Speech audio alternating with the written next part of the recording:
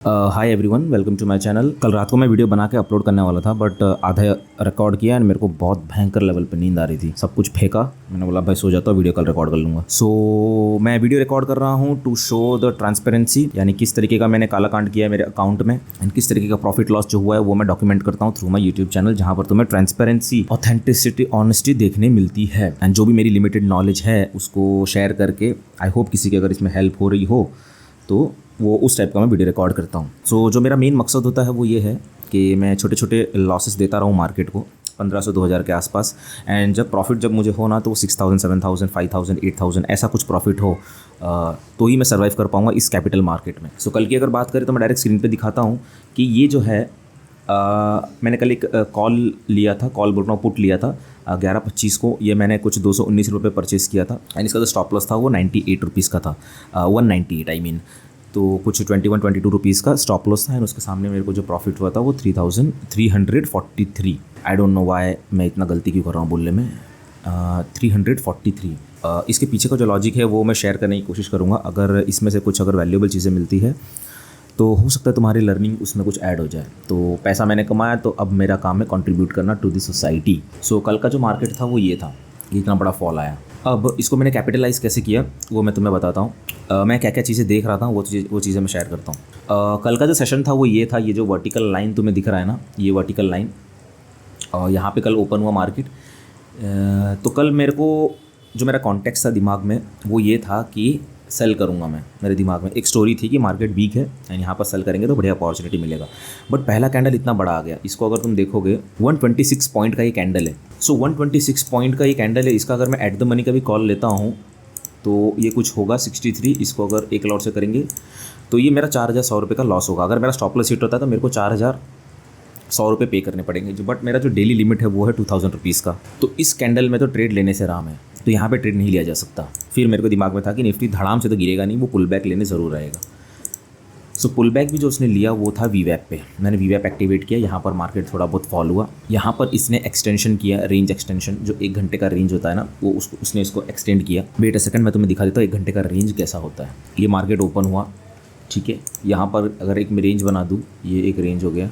इसका चलो colour change कर देते हैं, इसका कलर करते हैं ये, चलो ब्लैक कर देता हूँ। फिर ये 1 घंटे का रेंज हो गया।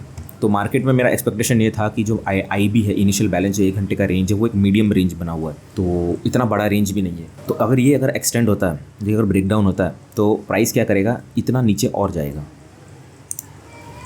अगर यहाँ से अगर यहाँ पर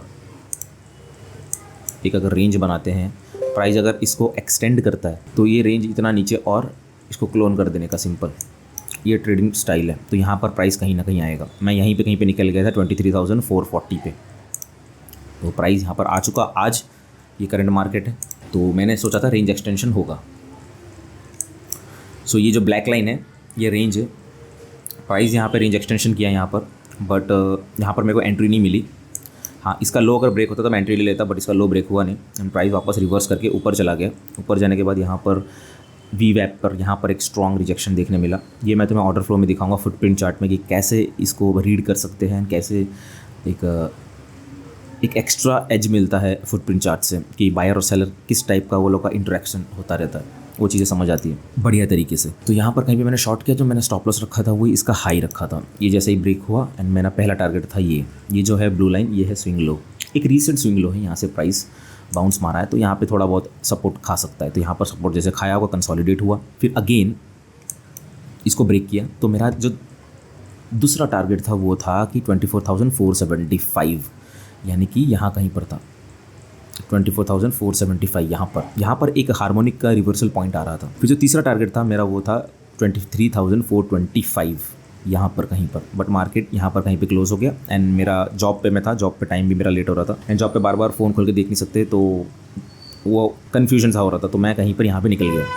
बट यहाँ पर देखोगे मार्केट क्लोज हुआ और वो रीच नहीं हुआ 23,425, बट मैं निकल चुका था 23,440 पे, क्योंकि जॉब पे था और जॉब पे बार बार फ़ोन निकाल के चेक करना वो कन्फ्यूजन सा था काफ़ी। तो एग्जिट किया एंड जो मेरे को प्रॉफिट हुआ था वो था, ये अगर देखोगे कुछ प्रॉफिट हुआ था 8,000 रुपीज़ का, जिसमें चार्जेस कुछ 70 रुपीज़ लगे, तो ये प्रॉफिट था।